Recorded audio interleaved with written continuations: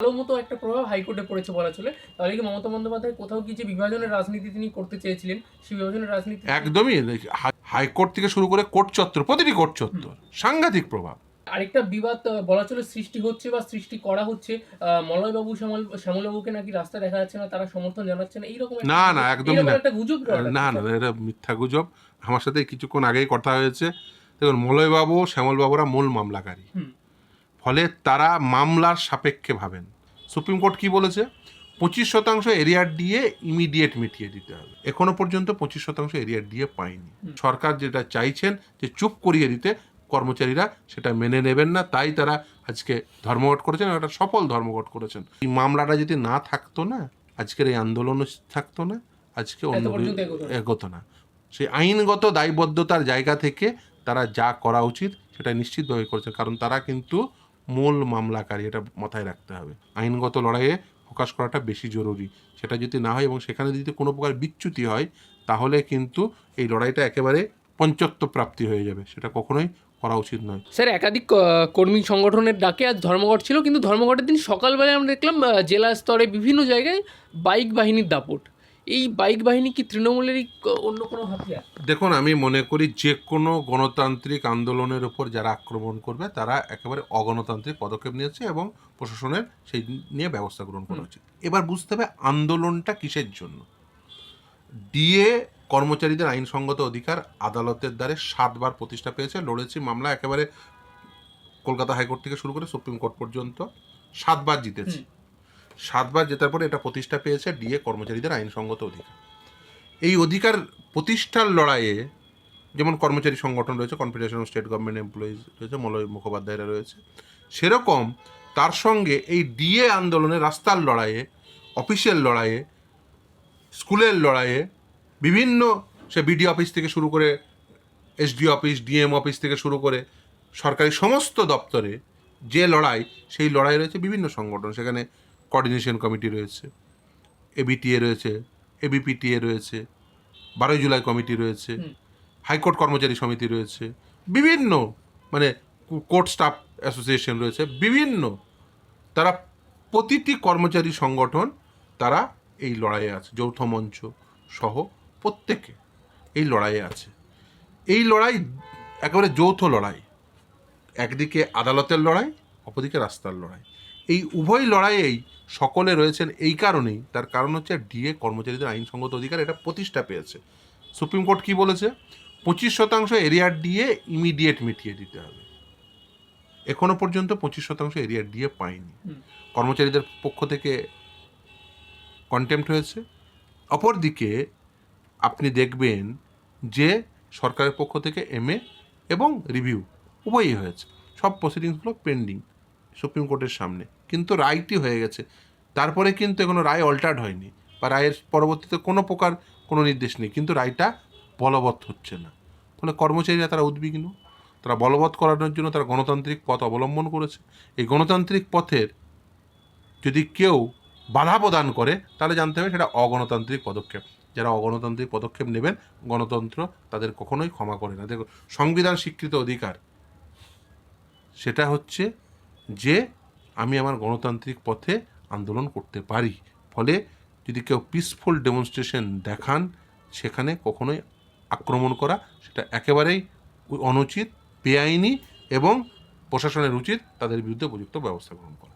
Sir, এই ধর্মঘটের প্রভাব ভালো মতো একটা প্রভাব হাইকোর্টে পড়েছে বলা চলে। তাহলে কি মমতা বন্দ্যোপাধ্যায় কোথাও কি যে বিভাজনের রাজনীতি তিনি করতে চেয়েছিলেন, সেই বিভাজনের রাজনীতি একদমই হাইকোর্টে ভালো মতো মানে সাংঘাতিক প্রভাব। হাইকোর্ট থেকে শুরু করে কোর্ট চত্বর, প্রতিটি কোর্ট চত্বর সাংঘাতিক প্রভাব।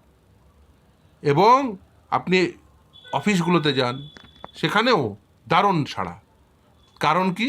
কারণ তারা দেখেছেন দিয়ে কর্মচারীদের আইনসঙ্গত অধিকার সেটা প্রতিষ্ঠা হওয়ার পরেও সরকার তারা একেবারেই সেই অধিকারের প্রশ্নে নিশ্চুপ রয়েছেন। তাই তারা এই আন্দোলন করতে বাধ্য হয়েছেন, গণতান্ত্রিক আন্দোলন। এবং এই গণতান্ত্রিক আন্দোলনের পদ্মে একদিকে আদালতের লড়াই, অপরদিকে গণতান্ত্রিক আন্দোলন, উভয়ের মিলনের ফলে, এই যৌথতার ফলে, এই যৌথ আন্দোলনের ফলে, এই যৌথ মঞ্চের আন্দোলনের ফলে coordination committee, ABTA, ABPTA, confederation of state government, Malay মুখোপাধ্যায়দের যে মূল মামলাকারী যারা, তারা যেমন মামলা একেবারে স্যাট থেকে শুরু করে, মলয় মুখোপাধ্যায়রা স্যাটে মামলা শুরু করেছিলেন, স্যাট থেকে হাইকোর্ট, হাইকোর্ট থেকে আবার স্যাট, আবার হাইকোর্ট, আবার সুপ্রিম কোর্ট, 7 বার জিতেছে এই মামলায়। ফলে এই মামলা জেতার পরে আদালত রায় দেওয়ার পরে এখনো পর্যন্ত 25% এরিয়া দিয়ে এখনো মেটানো হলো না। তাতে কি হবে? তাতে কর্মচারীরা তারা এগ্রিভড হয়েছে, তারা গণতান্ত্রিক আন্দোলন করতে বাধ্য হচ্ছে।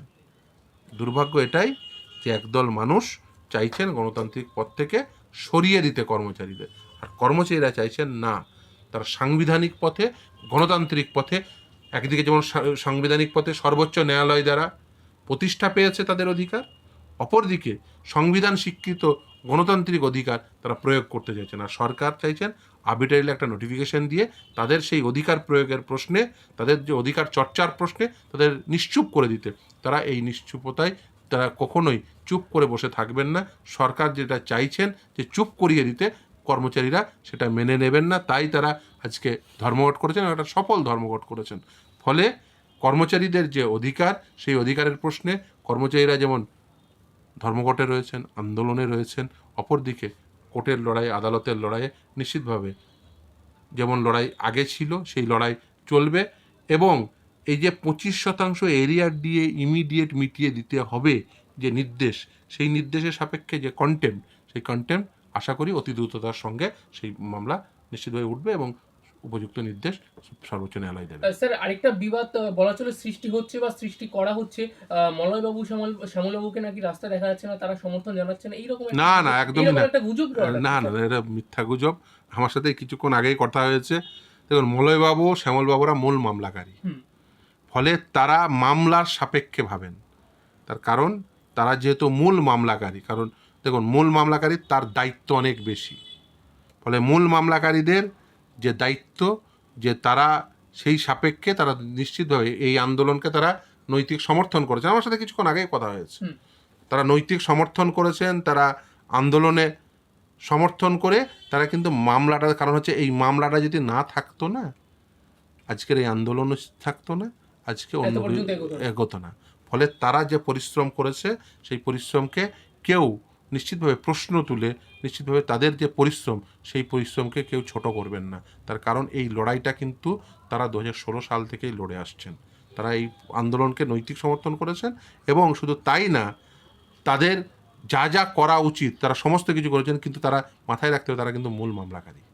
ফলে তাদের কিছু আইনগত দায়বদ্ধতা রয়েছে, সেই আইনগত দায়বদ্ধতার জায়গা থেকে তারা যা করা উচিত সেটা নিশ্চিতভাবে করেছে, কারণ তারা কিন্তু মূল মামলাকারী। এটা মাথায় রাখতে হবে যে তারা কিন্তু যেহেতু মূল মামলাকারী, ফলে তাদের প্রসিডিংস কিন্তু সর্বোচ্চ ন্যায়ালয়ে পেন্ডিং। তাদের পদক্ষেপ একেবারে আইনগত পদক্ষেপ।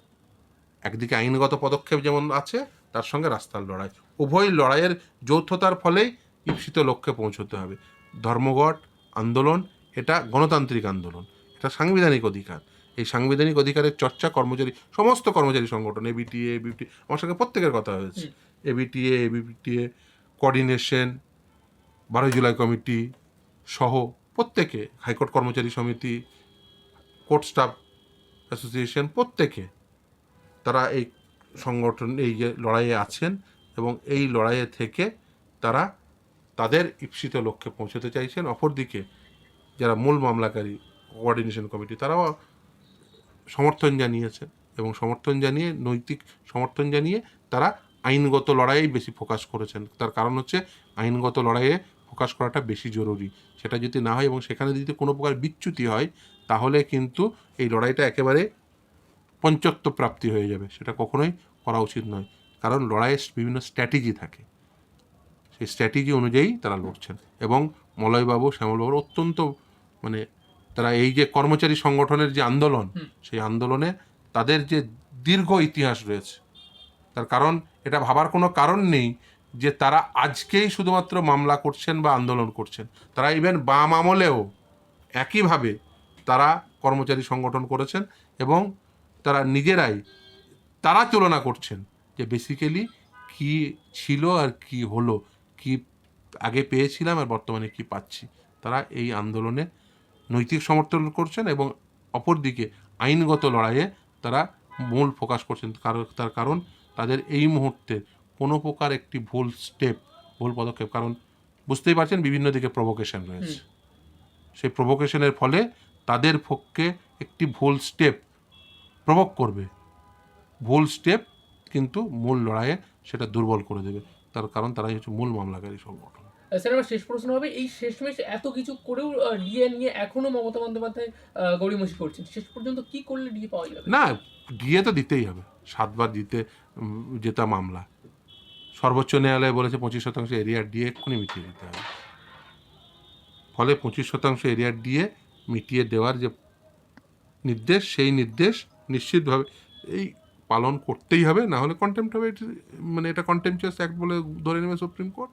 অপরদিকে আরেকটা কথা বলে নেওয়া উচিত, মলয়বাবু শ্যামলবাবুরা খুব রিসেন্টলি আন্দোলন করেছিলেন, তারা রাস্তার আন্দোলনে ফলে এটা নয় যে বেসিক্যালি আন্দোলন করছে না, তারা তাদের মতো করে আন্দোলন করছে, কিন্তু তারা যেহেতু মূল মামলাকারী সংগঠন তাই তারা বুঝিয়ে শুনে পদক্ষেপ করেন, এটা তারা বলতে পারেন তাদের দীর্ঘ আইনের সঙ্গে সংসর্বতা এবং দীর্ঘ যে কর্মচারী সংগঠন করার যে অভিজ্ঞতা, তার সংমিশ্রণে তারা সেরকমভাবে ডিসিশন নেন, সেটা তাদের নিজস্ব ডিসিশন একেবারেই।